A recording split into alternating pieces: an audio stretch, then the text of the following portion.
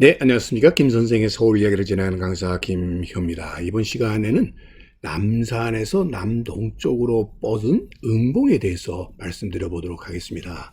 지금 목멱산이라고 불리우는 이 남산의 남쪽 기슭으로 이렇게 발달한 산자락이 둔지산을 형성을 한다면 남동쪽 방향으로 이렇게 펼쳐져 있는 이 산자락들 사이사이에 곳곳에 100여 메타 내외에 나지막한 야산들을 이루게 되니 바로 그곳 곳곳에 이루어지는 이런 산들이 결국 다 공통적으로 응봉이라고 하는 공통적인 이름으로 사용이 되었다라고 보시면 되겠습니다. 자, 일찍이 남산이라고 하는 곳은 이 서울의 내사산, 소위 한양 도성내의 내사산으로 북쪽에는 백악산, 좌청룡 500호로 낙산과 인왕산과 더불어 남쪽에 있는 산이다라고 해서 남산 혹은 종남산이라고도 이렇게 불러왔고요. 또 우리가 볼 때 마주보고 있는 상대편의 목을 볼 수 있는 흔히 그 목이라고 할 때 여기 목살을 잡는다고 할 때 그 멱을이라고 하는 거죠. 그래서 목의 멱을 한자화해서 목멱산 혹은 앞산이라는 의미로 마매라고도 붙였고요. 나무가 울창하다고 해서 목밀산 혹은 이렇게 경사를 불러들이는 산이라고 하는 인경산 혹은 열경산이라고도 불리웠었던 남산 자락에서 이 남산에서 이렇게 산 자락이 동쪽으로 이렇게 펼쳐지는 곳곳에 응봉이 만들어지는데 응봉의 다른 이름이 또 종남산이라고 불렸다는 것에서 이 남산 자락의 이 많은 봉우리들을 통칭하여 응봉이라고 이렇게 불렀다라고 보시면 되겠습니다. 그래서 응봉은 사실 이 금호동, 응봉동 또 한남동 일대에 펼쳐져 있는 봉우리를 통칭하는 말로 이 매봉, 응봉, 작은 매봉, 매봉산, 종남산이라고도 이렇게 불렸다라고 보시면 되겠습니다. 그래서 지도상에 보시는 것처럼 응봉해서 매응자를 쓰는 봉우리들이 곳곳에 있는 것을 이렇게 확인해 볼 수 있고요. 높이가 높은 데는 175m, 여기는 120m, 그것보다도 낮은 100m 미만의 봉우리들이 곳곳에 이렇게 자리를 지어서 산자락이 운영이 되고 있는 지역이 바로 오늘날의 옥수동과 금호동 또 응봉동 일대의 모습이라고 보시면 되겠습니다. 자, 그러면 여러분들 우리나라는 이곳뿐만 아니라 여러 곳의 산 이름으로 이렇게 응봉이라고 하는 것이 쓰여지고 있는데 이 응봉에서 이 응자가 매응자를 쓰고 있거든요.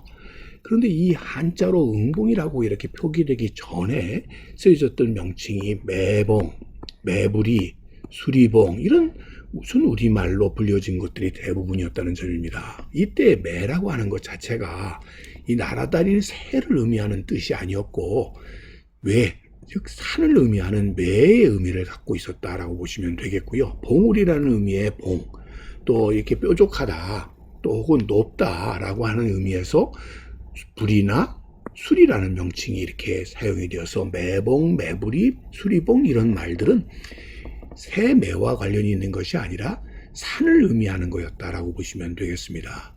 자, 그러다 보니까 이 응봉산이라고 하는 것이 매부리산이라는 것이 한자로 바뀌는 과정에서 이 매가 새매 혹은 응으로 옮겨지는 경우들이 많아서 매봉산 혹은 응봉산 이런 명칭으로 바뀌게 된 것이다 보니까 지금 이 옥수동, 금호동, 이 응봉동 지역에 응봉이라고 붙여지는 많은 산의 이름이라고 하는 것 자체는 실제적으로 이 새매와는 직접적인 관련이 적다 이렇게 볼 수가 있겠습니다.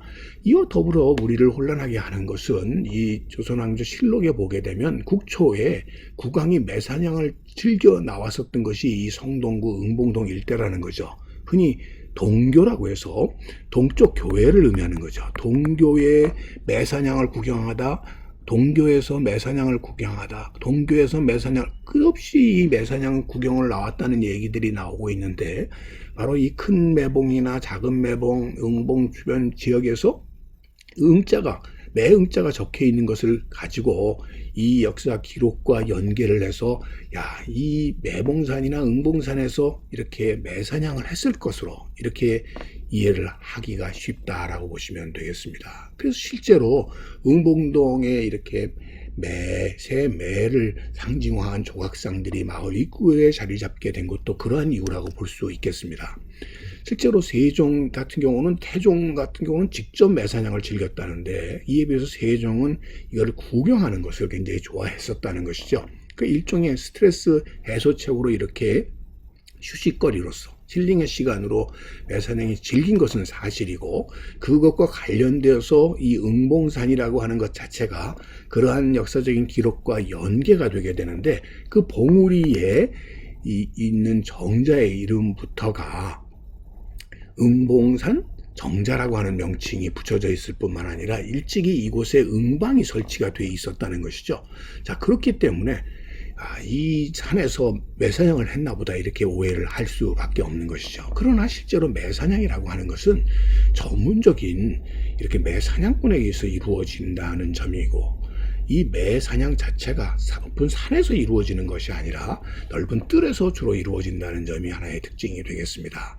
자, 이 매사냥꾼을 수활치라고 불렀는데, 이 훈련된 매를 가지고 사냥을 하는 것이라 새 매가 라고 하는 말 자체가 매를 사냥하는 게 아니라 매를 이용해서 꿩을 잡는 것을 주로 매사냥이라고 불렀다라고 보시면 되겠습니다.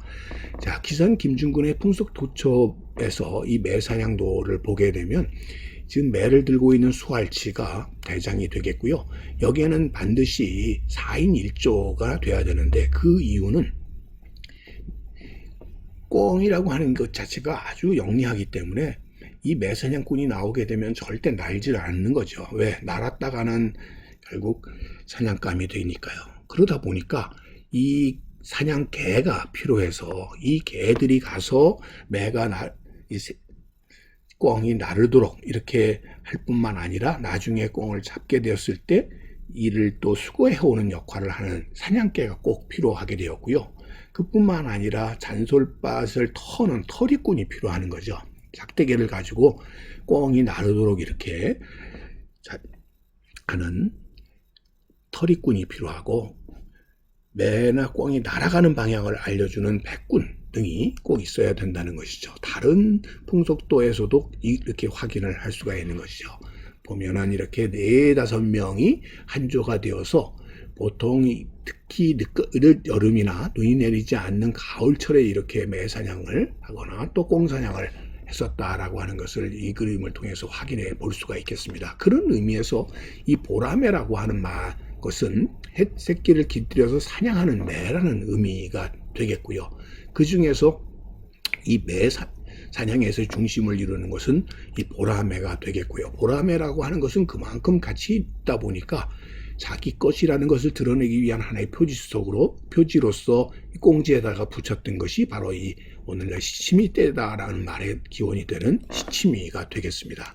자, 이처럼 이 산지에서 응봉산이라고 하는 곳에서 주로 이 꿩사냥이 이루어졌다기보다는 뚝섬 일대의 이런 저습지 지역의 풍부한 생태 보존 지역에서 꿩사냥들이 주로 이루어졌고, 그러다 보니까 이 주변 일대 자체가 이 죽독도와 더불어 뚝섬과 더불어 이 두묵계라고 불렸던 옥수동, 또 금오동, 응봉동 일대가 하나의 연계되어서 이 지역이 중요한 꿩을 사냥하기 위한 매사냥터로 이렇게 불려지다 보니까 결국 응봉이라는 명칭과 매사냥이 이렇게 연계되어서 이어져 내려오다 보니 마치 응봉에서 매사냥이 이루어진 것으로 이렇게 우리가 오늘날 이해하게 되었다라고 보시면 되겠습니다.